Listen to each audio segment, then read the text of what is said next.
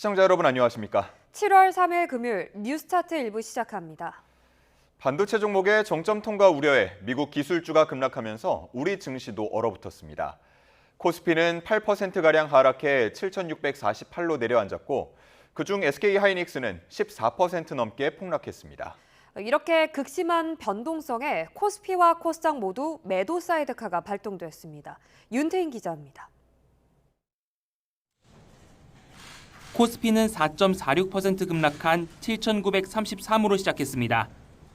8,000선 붕괴와 함께 가파른 급락세에 코스피 시장은 개장 10분도 되지 않아 올해 15번째로 매도 사이드카가 발동됐습니다.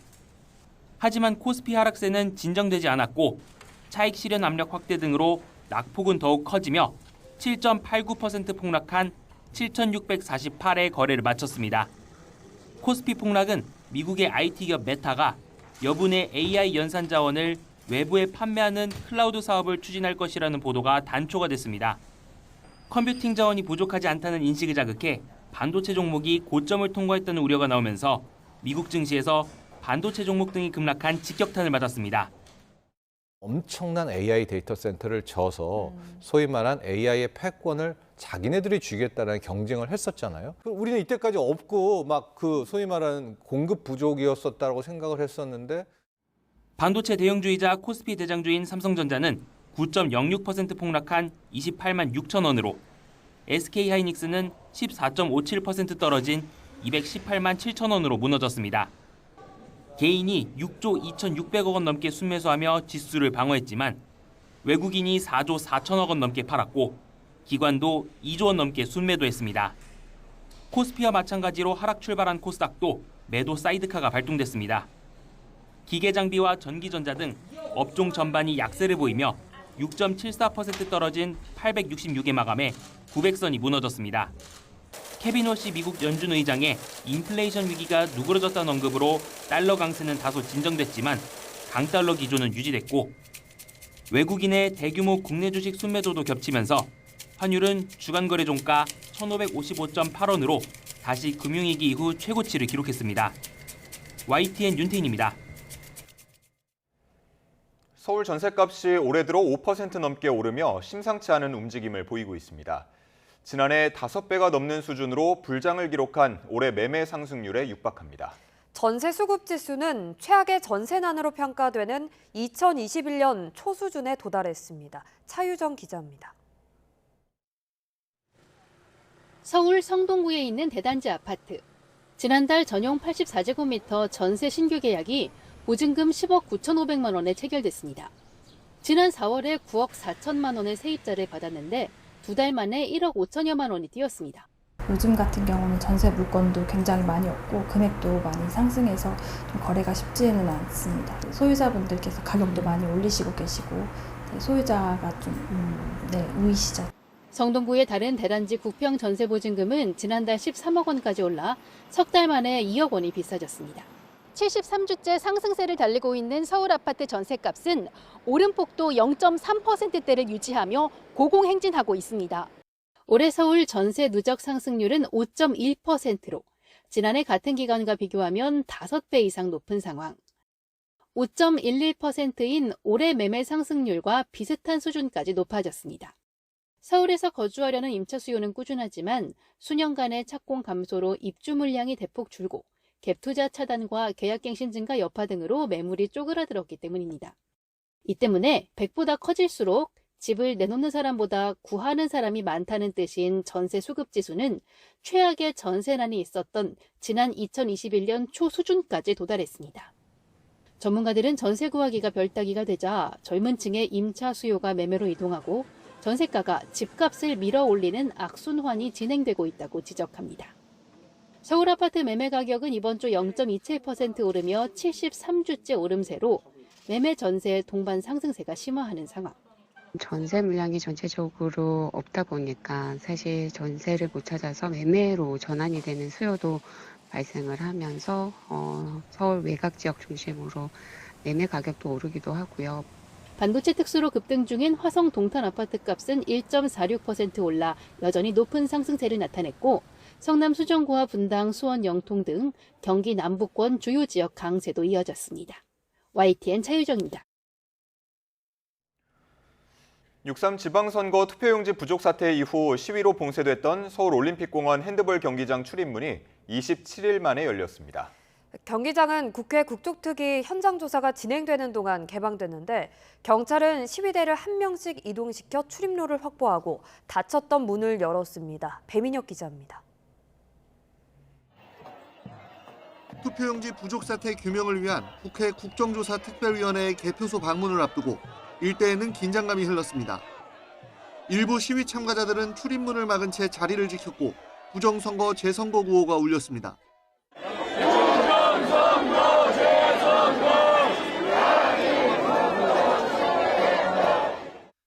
기동대 등 인력을 대거 투입한 경찰은 출입문 인근을 에워싸고 양편으로 줄지어서 위원들의 이동로를 확보했습니다.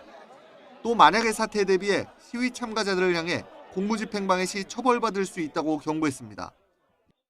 이동하는 것을 가로막지 말고 자진해서 이동해 주시기 바랍니다. 특위위원들이 인근에 도착한 상황에서도 일부 시위대는 태극기와 성조기를 두르고 서로 팔짱을 낀 채 출입문을 막아섰습니다. 결국 경찰은 이들에 대한 이동 조치에 나섰고 10여 분에 걸쳐 시위대를 한 명씩 붙잡아 밖으로 끌어냈습니다. 출입구 앞이 비워지자 경찰은 굳게 닫혀있던 셔터를 올렸습니다. 지난달 봉쇄가 시작된 지 27일 만이었습니다. 이렇게 개표소 문이 열리면서 현장에서 1시간여 동안 대기하던 특위위원들도 현장 조사를 개시할 수 있었습니다. 경찰은 출입문을 막고 있던 시민들에 대해 강제 해산이 아닌 경찰관 공무집행법에 따라 이동 조치했다며 이 과정에서 경찰관을 밀치며 폭력을 행사한 60대 남성 1명을 체포했다고 밝혔습니다. YTN 배민혁입니다. 봉쇄 27일 만에 공개된 잠실 개표소 내부에서는 투표지 247만 장이 밀본된 상태로 발견됐습니다.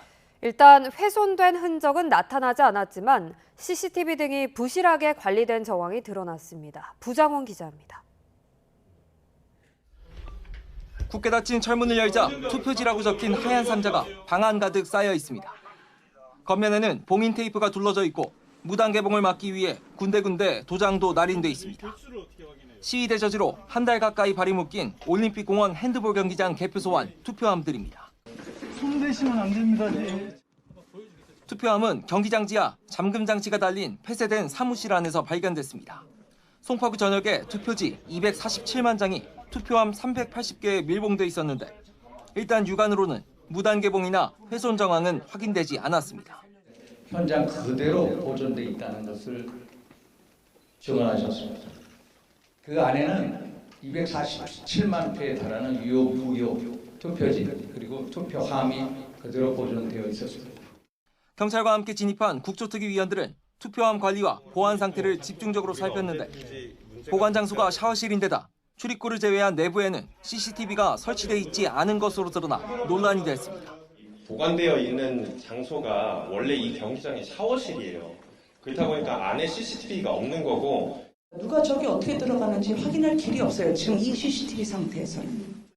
그런 만큼 투표함을 다른 장소로 옮겨야 한다는 의견도 나왔는데 증거 훼손이나 안전사고 등을 우려해 일단 현장을 보존한 채 다시 문을 폐쇄했습니다. 국조특위는 선관위 측에 CCTV 영상 제출을 요구했는데 향후 국정조사와 수사 과정에서 쟁점이 될 거로 보입니다. YTN 부장원입니다. 잠실 개표소 봉쇄 시위 현장에서 현장 경찰관을 폭행한 혐의를 받는 20대 남성들의 구속영장이 기각됐습니다. 법원은 증거 인멸과 도주 우려가 없다고 판단했습니다. 김희영 기자입니다. 20대 남성이 변호인과 함께 법원에 들어섭니다. 잠실 시위 현장에서 경찰관을 폭행한 혐의를 받는 20대 남성 2명에 대한 구속영장 실질 심사가 열렸습니다. 경찰관 폭행한 혐의 인정하십니까? 아무 말도 하지 마세요. 해당 경찰이 신분 밝혔는데 아무 말도 하지 마세요. 막아선 이유를 좀 알 수 있을까요? 신분 밝혔는데 계속 경찰관 이렇게 아니라고 주장하시는 건 뭡니까? 오늘 영상 기사에서 어떤 점 소명하실 예정이신가요? A씨 측 변호인은 경찰에게 물리력을 행사한 건 인정한다면서도 구속영장 청구는 과도하다는 입장을 밝혔는데 심사 결과 법원은 이들에 대한 구속영장을 기각했습니다. A씨 등은 지난달 5일 서울 송파구 지역의 지방선거 개표소였던 서울올림픽공원 핸드볼 경기장 인근에서 경찰관의 양팔과 목덜미를 붙잡아 다치게 한 혐의를 받습니다. 당시 사상 초유의 투표용지 부족 사태로 투표함을 개표소로 옮기지 못하면서 개표가 지연됐고 개표가 완료된 이후에도 일부 시위대는 재선거 등을 주장하며 핸드볼 경기장을 봉쇄했습니다. 경찰 조사 결과 A씨 등은 봉쇄 현장에서 근무를 마치고 복귀하려던 경찰관을 선관위 직원이 위장한 것으로 의심하며 막아 세운 것으로 파악됐습니다. 경찰은 가해자 3명을 특정해 가담 정도가 크다고 판단한 2명에 대해 구속영장을 신청했습니다. 이 모습을 촬영해 SNS에 올린 20대 여성도 허위 사실을 퍼뜨려 명예를 훼손한 혐의로 최근 피의자 조사를 받았습니다. 이들을 포함해 개표소 봉쇄 시위 현장에서의 불법 행위와 관련해 수사를 받은 참가자는 현재까지 100명을 넘었습니다. YTN 김희영입니다. 광주 여고생 살해범 장윤기의 범행 증거를 현직 경찰관인 그의 아버지가 없앤 것으로 드러났지만 현행법상 친족 특례 조항 때문에 처벌을 면했습니다. 사법 처리가 불가능해지면서 부실 수사와 제 식구 감싸기 논란이 커지자 결국 경찰청이 해당 경찰관에 대한 감찰에 착수했습니다. 오선열 기자입니다. 지난 5월 5일 광주 도심에서 길 가던 17살 여고생을 납치해 살해한 23살 장윤기. 경찰로부터 사건을 넘겨받은 검찰은 장 씨가 성폭행 의도로 범행했다고 판단하고 살인죄가 아닌 강간살인죄를 적용해 재판에 넘겼습니다. 지금 심정이 어떠십니까? 죄송합니다. 광주지방검찰청은 보안 수사를 통해 장 씨가 갖고 있던 성인용품이 심하게 훼손된 점과 지인들과의 대화 기록 등을 토대로 성범죄 의도를 밝혀냈습니다.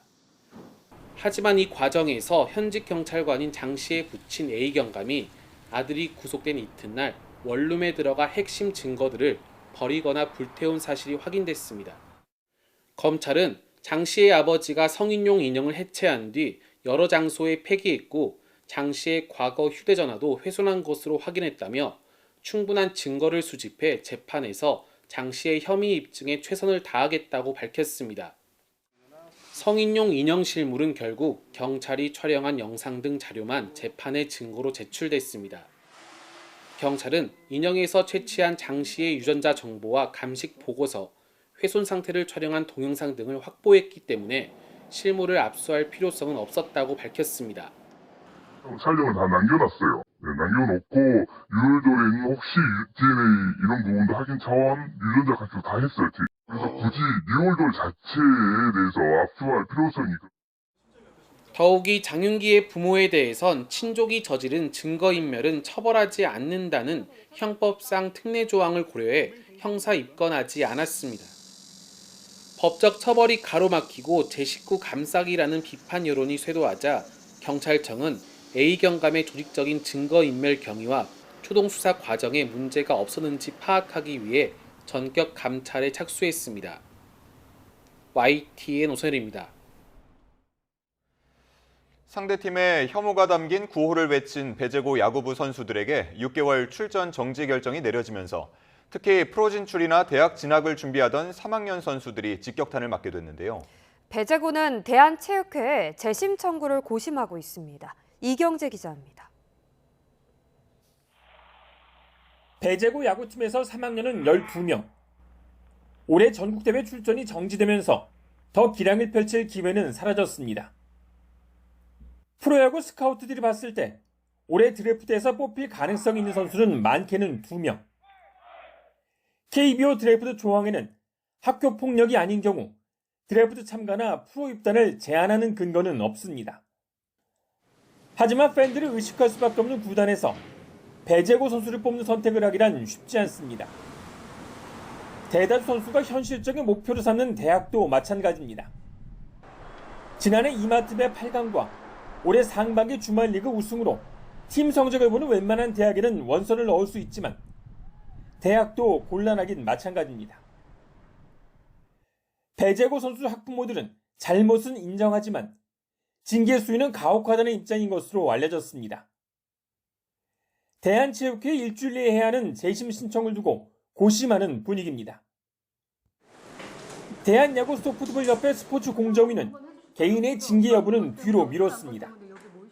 출전 정지 6개월 이내에 다시 스포츠 공정위원회를 열어서 면밀한 조사와 자료를 통해서 다시 징계를 결정하기로 이렇게 의결했습니다. 주로 구호를 외친 선수들이 경기를 뛰지 않은 1, 2학년들이었다는 점에서 선수들의 적극 가담 여부에 대한 조사 결과도 당장 3학년생들의 프로 입단과 진학에 변수가 될 전망입니다. YTN 이경재입니다. 국민의힘은 배재구 야구부가 6개월 출전 정지 징계를 받은 걸 두고 과도하다며 정부 여당이 나서서 아이들 미래를 짓밟고 있다고 비판했습니다. 양양자 최고위원은 최고위원회의에서 극단적이고 혐오적인 표현은 분명 잘못이지만 벌이 과하다며 상처를 입은 광주 학생들이나 시민들도 아이들 장래와 꿈이 꺾이길 바라지 않을 거라고 말했습니다. 더불어민주당은 이번 논란과 관련해 국민의힘이 표현의 자유라고 주장하는 건 혐오와 역사 왜곡을 방조하는 행위라고 비판했습니다. 강준현 수석 대변인은 서면 브리핑에서 교육 현장에서 조롱과 혐오의 언어가 일상화되고 분열과 갈등을 조장하는 현실에 국민이 개탄하고 있다며 이같이 밝혔습니다.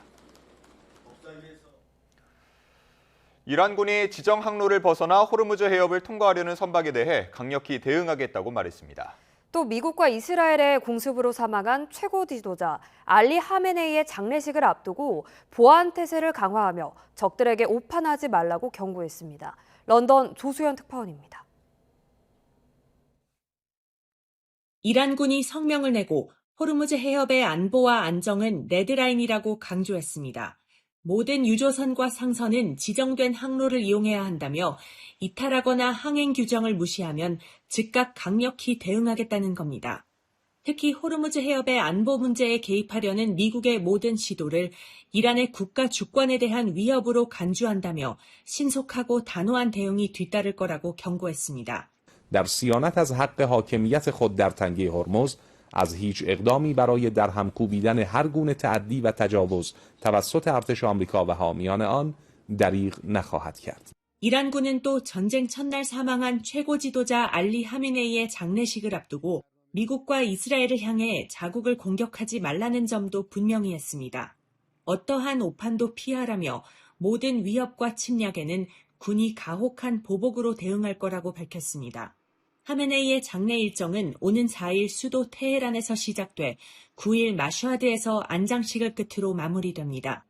전국의 보안 경비 태세가 최고 수준으로 격상되고 주요 도시 상공에는 비행 제한 조치가 시행됩니다. روزهای قبل هفته‌های قبل همه در تلاشند تا این مراسم به نحو احسن برگزار بشه.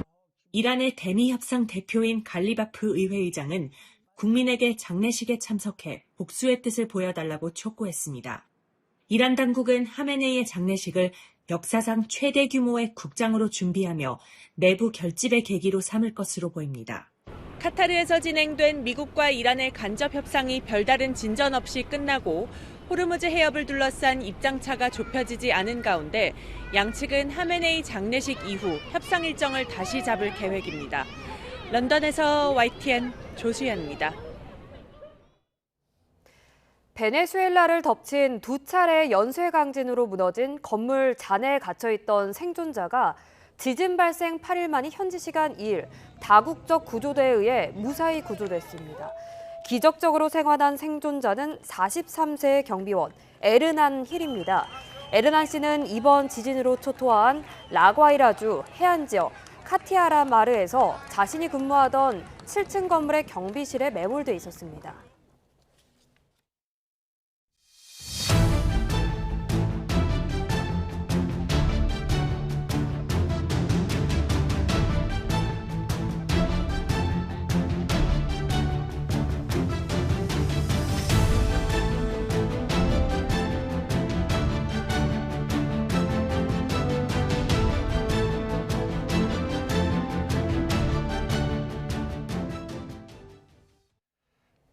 장마가 소강 상태에 들면서 오늘 낮까지는 더위 속에 소나기가 때때로 쏟아지겠습니다. 오늘 오후나 밤에 다시 장맛비가 시작되는데요. 제주도를 시작으로 주말에는 충청, 이남, 휴일인 일요일에는 수도권과 강원도까지 호우가 내리겠습니다. 정혜훈 기자의 보도입니다. 남부와 충청 일부까지 첫 장맛비를 뿌린 정체전선이 잠시 내려간 도심. 구름이 햇빛을 가린 덕분에 기온이 다소 내려갔지만 습도가 높아져 한낮 기온은 여전히 30도를 오르내렸습니다. 경기 여주와 충남 공주 등 일부 지역은 체감 온도가 33도 안팎까지 올랐습니다. 이 같은 더위는 하루 정도 더 이어집니다. 정체전선이 북상하기 전 금요일 낮까지는 전국적으로 30도 안팎의 기온이 예상되고 대기 불안정으로 소나기가 오는 곳이 있어 습도 높은 더위가 예상됩니다. 잠시 숨고르기를 한 정체전선은 오늘 밤부터 다시 활성화해 북상하겠습니다. 오늘 밤 제주도에 비를 뿌린 뒤 주말에는 충청 이남, 휴일에는 서울을 비롯한 수도권과 강원도까지 영향을 미칠 전망입니다. 이번에도 제주도와 전남 해안은 주말까지 강하고 많은 비가 집중될 것으로 우려됩니다. 수도권과 강원도는 휴일인 일요일부터 많은 비가 예상되는데 전국적인 장맛비는 다음 주까지 길게 이어질 뿐 아니라 호우특보 수준으로 강하고 많은 양이 쏟아질 가능성이 큽니다. 기상청은 장마철 집중호우로 산사태와 홍수, 침수 등 피해가 발생할 수 있다며 철저한 대비를 당부했습니다. 5일부터 7일까지는 이 북서쪽에서부터 접근하는 기압골이 이 정체전선과 함께 이 저기압을 발달시키면서 우리나라 북쪽까지 굉장히 일시적으로 비구름대를 폭넓게 남북으로 폭넓게 발달시키는 시기가 오는데요. 호우특보가 발표될 가능성도 있으니까요. 기상청은 장마철로 돌입한 가운데 당분간 강한 호우와 무더위가 반복해 나타나겠다며 호우 대비는 물론 온열 질환에 걸리지 않도록 건강관리가 중요한 시기라고 강조했습니다. YTN 정혜윤입니다. 이재명 대통령은 호남권 반도체 기지 등 정부의 3대 메가 프로젝트에 대한 야당 등의 반발과 관련해 지역 투자를 분열적으로 접근해서는 안 된다고 지적했습니다. 정부가 기업의 투자를 압박한다는 일각의 주장에 대해서도 거듭 선을 그었습니다. 강진원 기자의 보도입니다. 삼성전자와 SK하이닉스, 셀트리온 등 첨단 산업 분야 주요 기업들의 충청권 투자 계획이 발표된 보고회. 충남 아산을 직접 찾아 힘을 실은 이재명 대통령은 준비된 축사에 앞서 작심 발언부터 꺼냈습니다. 축가 말씀을 드리기 전에 몇 가지 이제 오해라면 오해 이런 것들이 있어서 한 말씀 드리겠습니다. 이 대통령은 정부가 추진하는 지역 균형 발전 구상인 3대 메가 프로젝트에 대한 일부 지자체와 야당 등의 비판을 향해 날을 세웠습니다. 가장 좋은 입지에 기업들이 입주할 수 있게 해야 한다며 분열적 접근은 안 된다고 꼬집었습니다. 왜 우리 동네 안 나눠져? 이런 식으로 접근하고 안 된다고 화내고 주민들은 섭섭할 수 있죠. 그러나 정치를 하는 사람들이 그런 식으로 같이 거기 부안해동에서 수도권 집중 폐해를 극복하고 지속적인 포용 성장을 위해 야심차게 추진하는 지역 투자는 선물을 나눠주는 게 아니라는 의미입니다. 이 대통령은 정부가 기업을 압박했다는 일각의 기업 팔비틀기 주장도 재차 반박했습니다. 과거 관치행정 시절을 생각해 기업에 압력을 넣어 강제로 할 수 있을 거라 보는 것 자체가 구태라고 지적했습니다. 제가 이재명 회장님한테 압박해가지고 삼성전자가 혹시 그런 결정을 한 게 아닐까 이런 구태적인 생각을 하는 분들이 계시던데 불가능한 얘기죠. 이 대통령은 보고회가 끝난 뒤엔 다시 서울로 올라와 청와대 참모들과 회의를 열고 3대 메가 프로젝트 성공을 위한 총력 지원을 강조했습니다. 관련 정책과 법령 정비, 예산 배정을 국정 운영의 최우선 순위로 두라며 속도전을 주문했습니다. 호남에 이어 충청 지역의 미래개발 청사진을 제시한 이 대통령은 오늘은 경남 진주에서 영남권 첨단 산업 발전 보고회를 개최합니다. YTN 강진원입니다. 이재명 대통령의 국정 지지율이 소폭 반등해 58%를 기록했다는 여론조사 결과가 나왔습니다. 함께 보시죠. 엠브레인 퍼블릭과 K-스텔 리서치, 코리아 리서치, 한국 리서치가 지난달 29일부터 사흘 동안 성인 남녀 1,000명을 대상으로 전국 지표 조사를 한 결과 이 대통령이 국정 운영을 잘하고 있다는 응답은 58%로 나타났습니다. 이는 직전 조사보다 1%포인트 오른 수치로 전국 지표 조사에서 이 대통령 지지율이 반등한 건 지난 4월 넷째 주 이후 2달여 만입니다. 네, 정당별 지지도도 보겠습니다. 더불어민주당이 42%, 국민의힘이 20%, 조국혁신당과 개혁신당이 각각 2%였습니다. 지지하는 정당이 없다는 응답은 29%였습니다. 지난 6.3 지방선거에서 특정 후보에게 유리하도록 선거를 운영하는 등 부정선거가 있었다고 생각한다는 응답은 42%, 없었다고 생각한다는 응답은 47%로 나타났습니다. 특히 국민의힘 지지층에서는 부정선거가 있었다는 응답이 77%에 달했습니다. 자세한 내용은 중앙선거 여론조사 심의위원회나 전국지표조사, MBS 홈페이지를 참조하면 됩니다.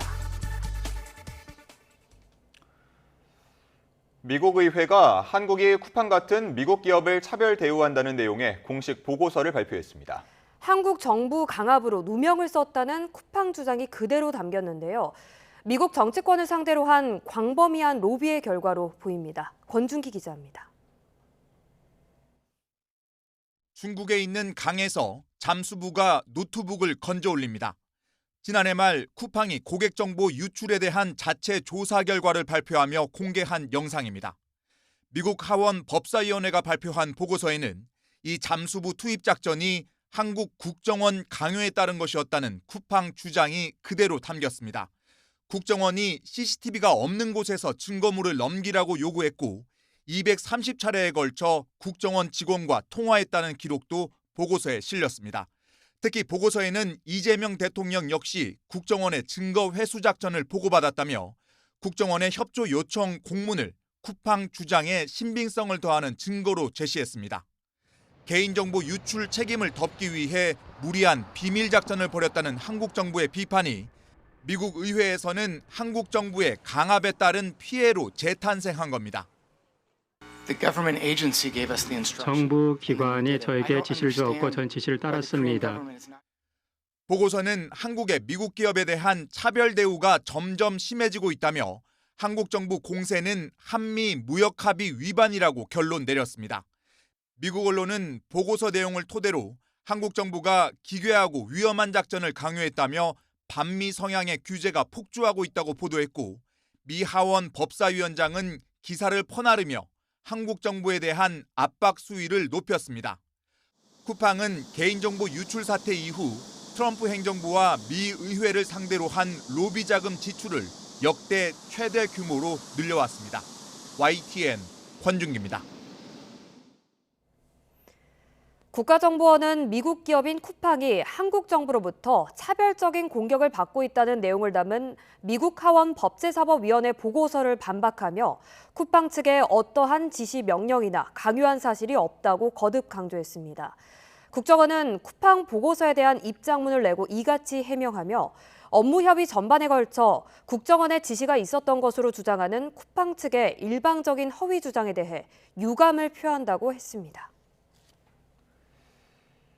트럼프 2기 행정부 들어 미중 갈등이 첨예화하는 가운데 미국 유력 매체가 자국 방위 산업의 핵심적인 전략 광물인 텅스텐의 주요 공급원으로 강원도 영월의 상동 광산을 지목했습니다.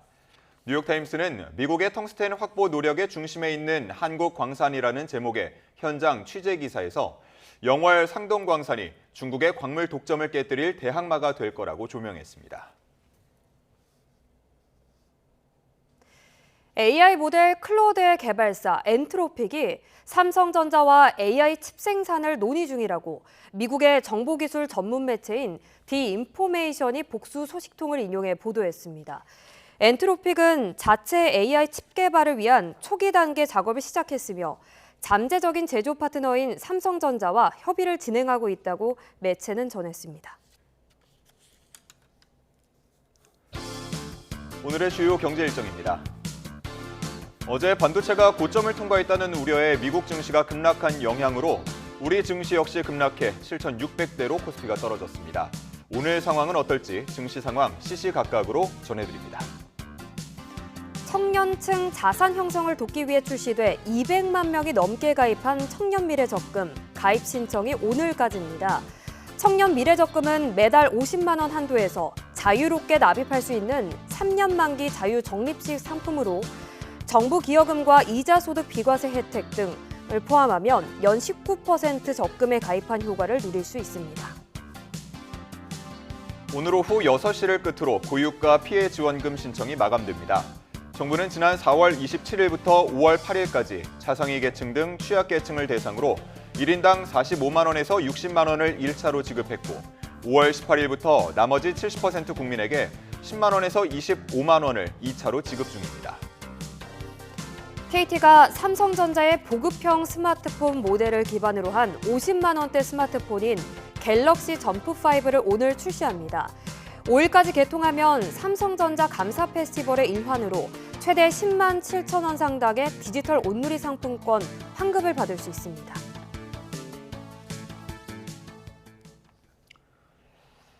지난달 농축수산물 소비자 물가는 지난해보다 3.2% 올랐는데요.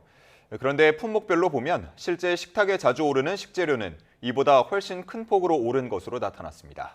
최근 외식 브랜드도 잇따라 가격을 올리면서 소비자들의 체감 물가 부담은 더욱 커지고 있습니다. 오동건 기자입니다. 마트 정육 코너. 가격표를 유심히 살펴보는 소비자들이 눈에 띕니다. 소고기가 10%는 더 올란 것 같아요. 지난달 농축수산물 소비자 물가 상승률은 3.2%, 전체 소비자 물가 상승률과 같은 수준입니다. 겉으로 보면 물가 부담이 크지 않아 보이지만 품목별로 보면 사정은 다릅니다. 국산 소고기는 7.5%, 돼지고기 4.5%, 달걀은 10.3%, 쌀은 11.7%나 올랐습니다. 고기와 쌀, 달걀처럼 식탁에 자주 오르는 핵심 식재료가 큰 폭으로 올랐습니다. 반면 양배추는 19.7%, 당근 13.4%, 마늘과 오이는 각각 11% 하락했습니다. 대부분 채소류의 가격은 내렸지만 지출 비중이 큰 고기와 쌀 등이 큰 폭으로 오르면서 소비자들이 체감하는 밥상 물가 부담은 더 커질 수밖에 없습니다. 외식 물가도 잇따라 오르고 있습니다. 국내 치킨은 일부 사이드 메뉴 가격을 인상했고 더본코리아는 11개 브랜드 일부 메뉴 가격을 평균 11% 올렸습니다. 롯데리아도 버거 단품 가격을 평균 2.9% 인상하는 등 외식업계도 원가 부담을 이유로 잇따라 가격 조정에 나서고 있습니다. 걱정은 여기서 끝나지 않습니다. 최근 수급 불안으로 가격 변동성이 커진 달걀도 물가 안정의 또 다른 변수입니다. 달걀은 제과, 제빵은 물론 각종 가공식품의 주요 원료여서 먹거리 전반으로 가격 인상이 이어질 수 있다는 우려가 나옵니다. 원재료 가격 상승은 외식과 가공식품 가격으로 연쇄적으로 반영되는 경우가 많습니다. 결국 소비자들이 체감하는 밥상 물가 부담도 시간이 지나면 더 커질 수 있다고 생각됩니다. 매일 식탁에 오르는 식재료의 외식비까지 오르면서 소비자들이 체감하는 밥상 물가 부담은 쉽게 내려가지 않을 것으로 보입니다. YTN 오동건입니다. 주요 사건 사고 소식입니다. 경남 거제시 미용실에서 흉기 난동을 벌인 80대가 경찰에 붙잡혔습니다. 손님과 종업원이 다쳐 병원에서 치료받고 있는데 경찰은 남성을 상대로 범행 동기 등을 조사하고 있습니다. 임형준 기자입니다. 중절모를 쓴 80대 A씨가 미용실 앞을 서성이다 안으로 들어갑니다. 곧이어 미용실 안에 있던 사람들이 황급히 뛰어나옵니다. 안에서 A씨가 흉기 난동을 벌인 겁니다. A씨는 미리 준비한 흉기를 가지고 미용실 안으로 들어가 범행을 저질렀습니다. 당시 미용실엔 종업원 2명과 손님 1명이 있었습니다. 종업원 1명과 손님이 각각 배와 가슴 등을 다쳐 병원으로 옮겨졌는데 생명엔 지장이 없는 것으로 파악됐습니다. 주차장에 이제 여자분이 쓰러져서 누워 계셨고, 그리고 남성분 한 분은 응급차 안에 타고 계시고. A씨는 미용실 안에 있다가 범행 10여 분 만에 경찰에 체포됐습니다. 기다리듯이 있고 수갑 채워가지고 그냥 걸어 나와가지고 경찰차 태우고 전혀 반항하든지 뭐 소리 하든지 그런 것도 없었어요. 경찰이 A씨가 범행 직후 무언가를 마셨다는 목격자 진술을 듣고 음동 여부를 검사하기도 했는데 이상이 없는 것으로 확인했습니다. 경찰은 A씨를 상대로 범행 동기 등을 조사하고 있습니다. YTN 임형준입니다. 어제 오후 경기 성남시 수인 분당선 임해역 앞에서 승용차가 인도로 돌진해 지하철역 구조물과 가로 등을 들이받았습니다. 이 사고로 80대 남성 운전자가 가슴 통증을 호소해 병원으로 이송됐습니다. 경찰은 브레이크 오작동이나 페달 오조작 등 여러 가능성을 열어두고 사고 원인을 조사할 방침입니다. 12.3 비상계엄과 관련한 내란 범죄에 가담한 혐의를 받는 당시 해경 지휘부들이 오늘 구속 갈림길에 섭니다. 서울중앙지방법원은 오늘 오전 10시 내란 부하 수행 등 혐의를 받는 김종욱 전 해경청장에 대한 구속심사를 진행합니다. 오후 3시에는 같은 혐의를 받는 안성식 전 해경 기획조정관의 구속 전 피의자 신문도 열립니다. 이들은 비상계엄 선포 직후 열린 전국 해경 지휘관 화상회의에서 국군 방첩사령부 합동수사본부에 인력 파견을 논의하는 등 내란에 가담한 혐의를 받고 있습니다. 가수 유승준 씨가 자신의 입국 비자 발급을 거부한 처분을 취소해달라며 낸 세 번째 행정소송의 항소심이 오늘 시작됩니다. 서울고등법원은 오늘 오전 유 씨가 주 로스앤젤레스 총영사를 상대로 낸 사증 발급 거부 처분 취소 소송의 항소심 첫 변론 기일을 진행합니다. 유 씨는 과거 국내에서 가수로 활동하던 중 군에 입대하겠다고 했다가 병역 의무를 피하려 미국 시민권을 얻었고 2002년부터 한국 입국이 제한됐습니다. 인도네시아에서 20대 커플이 인터넷 라이브 방송에서 입맞춤을 했다며 공개석상에서 회초리로 21대를 맞았습니다. 결혼하지 않은 남녀라는 게 문제였습니다. 신웅진 기자의 보도입니다. 이슬람법을 위반한 이들이 인도네시아 반다아체의 한 공원에 끌려 나옵니다. 이 가운데 22살 남성과 25살 여성은 틱톡 라이브 방송 중에 키스를 한 죄로 2건을 쓴 집행관에게 등나무 회초리로 21대를 맞았습니다. 이 커플은 지난 2월 27일 차 안에서 키스하는 라이브 방송이 화제가 되면서 당국에 신고가 접수돼 4월에 체포됐습니다. 결혼하지 않은 남녀라는 것이 문제였습니다. Menurut saya sih sangat layak ya dilakukan eksekusi cambuk ini karena untuk jadi tontonan juga untuk warga Aceh lainnya untuk lebih berhati-hati dalam bersosial media. 무슬림이 대다수를 차지하는 수마트라 섬 최북단의 반다아체는 이슬람법을 시행하는 유일한 주입니다. 인도네시아 중앙정부는 분리주의 세력과 평화협정의 일환으로 2006년 반다아체주에 종교법을 시행할 권리를 인정했습니다. 2015년부터는 무슬림이 아닌 1%의 나머지 주민들에게도 이 법을 확대 적용하고 있습니다. 이슬람법은 혼외 또는 동성 간 성관계를 포함한 도덕 위반 행위에 대해 최대 100대의 태형을 허용합니다. 또 도박과 음주, 몸에 붙는 옷을 입은 여성, 금요 예배를 빠진 남성도 처벌합니다. 국제인권단체는 인도네시아가 비인도적인 형벌의 폐지를 의무화하는 협약을 비준했다며 이번 공개 태형은 인권 침해라고 지적합니다. Tapi apakah itu kriminal sehingga harus dipidana, penjara atau dicambuk bahkan? Itu kan hal yang berlebihan. 이 커플은 25대의 태형을 선고받았지만 그간 옥살이한 점을 고려해 그나마 21대로 감형된 처벌을 받았습니다. YTN 신웅진입니다. 자금난으로 회생 절차에 들어간 중앙그룹의 멀티플렉스 메가박스와 업계 2위 롯데시네마의 합병이 결국 무산됐습니다. 이런 가운데 중앙그룹 배급사가 내놓는 나홍진 감독의 신작은 예정대로 15일에 개봉합니다. 김승환 기자입니다. 지난해 5월 전격 발표됐던 국내 멀티플렉스 2, 3위 롯데시네마와 메가박스의 합병 계획은 없던 일이 됐습니다. 롯데쇼핑은 합병 추진을 위해 맺었던 업무 협약이 지난달 30일 종료됐다고 밝혔습니다. 이에 따라 두 회사를 합치려던 절차도 중단된 겁니다. 그동안 투자 방안이 구체화되지 못했고 중앙그룹 자금 사정에 대한 우려가 커지면서 논의가 속도를 내지 못했습니다. 중앙그룹 유동성 위기가 법원 회생 절차 신청으로까지 이어지면서 합병 추진이 결국 멈춰선 거로 보입니다. 합병 무산으로 독자 생존에 나서게 된 메가박스 중앙의 계열 배급사 플러스M은 나홍진 감독의 신작 호프를 예정대로 15일 선보입니다. 나홍진 감독이 곡성 이후 10년 만에 내놓는 작품이자 올해 극장가 최대 기대작으로 꼽힙니다. 롤러코스터 같다라는 그 말씀에 동의를 합니다만 이렇게 미스테리가 하나씩 벗겨지는 이런 재미의 영화일 수도 있겠다. 올해 칸 영화제 경쟁 부문에 진출한 뒤 200여 개 나라에 선판매되며 한국 영화 사상 최고 수준의 성과를 거뒀습니다. 제작비 상당 부분을 회수했지만 수백억 원이 투입된 대작인 만큼 흥행 부담은 적지 않습니다. 한편의 흥행작이 그룹의 유동성 위기를 뒤집을 순 없지만 그룹의 위기 속에 출격하는 호프가 어떤 성적표를 받아들일지 시선이 집중되고 있습니다. YTN 김승환입니다.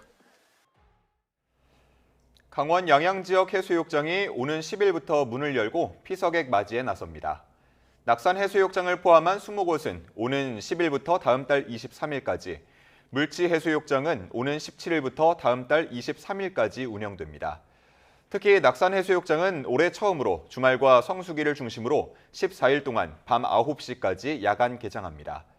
또 광진해수욕장은 전 구간을, 동호와 잔교, 직영해수욕장은 일부 구간을 반려동물과 함께 이용할 수 있는 펫비치로 운영합니다.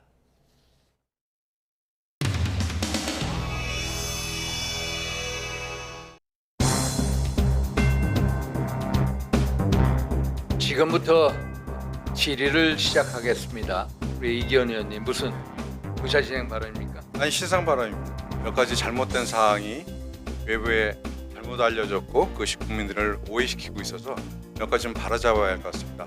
23일 1차 기관 보고에 말미에 저와 김은혜 의원과의 약간의 언쟁이 있었습니다. 의사진행과 관련된 언쟁이었고요. 국민의힘 의원 한 분이 저보고 의원님 유명해지셨어요. 우리 의원들 단톡방에 무슨 얘기냐 그랬더니 쌍욕을 하셨다면서요. 그래서 속기록에도 이미 나옵니다만 정말이라고 하는 표현을 뭐 이렇게 쌍소리로 이렇게 표현해서 국민의힘 대변인 논평으로 했고 제가 그 최수진 대변인에게 사과를 요구했습니다. 소범수 간사님 신상 발언입니다. 예. 아까 말씀대로 욕설로 들리는 막말을 하셨다고도 저는 봅니다. 저도 그 녹음 사항을 들었단 말입니다.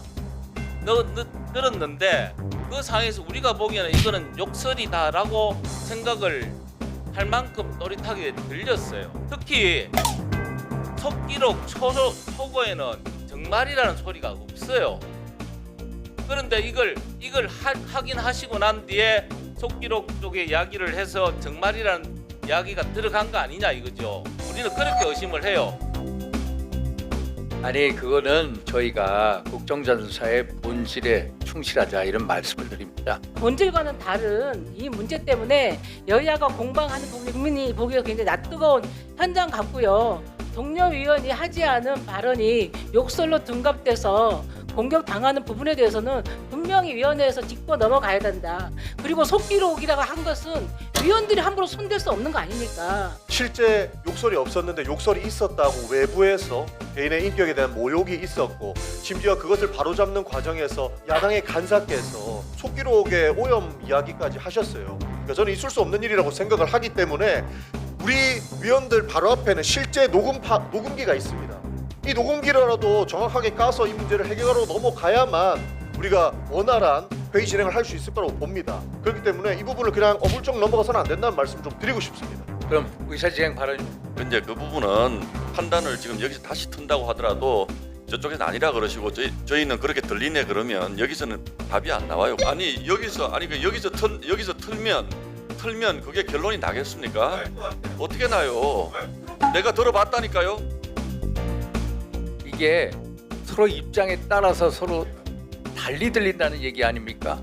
꼭 2023년 9월에 그 뉴욕 UN 본부에 있었던 바이든 날리면 제2라운드 같이 들리는데 바이든 날리면 제2라운드 같이 들리는데 결국 아니 그러니까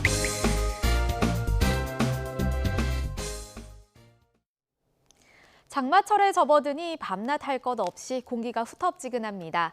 밤사이 서울을 비롯한 곳곳에서 열대에 근접한 차감 더위가 나타났고요.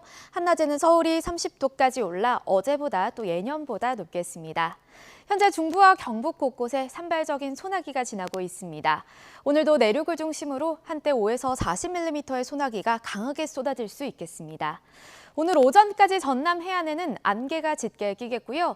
전국이 흐린 가운데 제주도는 오전부터, 전남 남부는 오후부터 장맛비가 내리겠습니다. 이들 지역은 오늘 밤사이 집중호우가 예상돼 대비가 필요하겠습니다. 출근길 기온 보겠습니다. 현재 서울 기온은 22.7도, 청주 23.1도를 나타내고 있습니다. 한낮에는 서울 30도, 광주와 대구 29도로 예상됩니다. 주말에는 충청 이남으로 휴일 밤사이에는 전국 곳곳으로 장맛비가 확대할 전망입니다. 날씨였습니다. 이상으로 뉴스타트 1부 마칩니다. 잠시 후 2부가 이어집니다. 시청해주신 여러분 고맙습니다.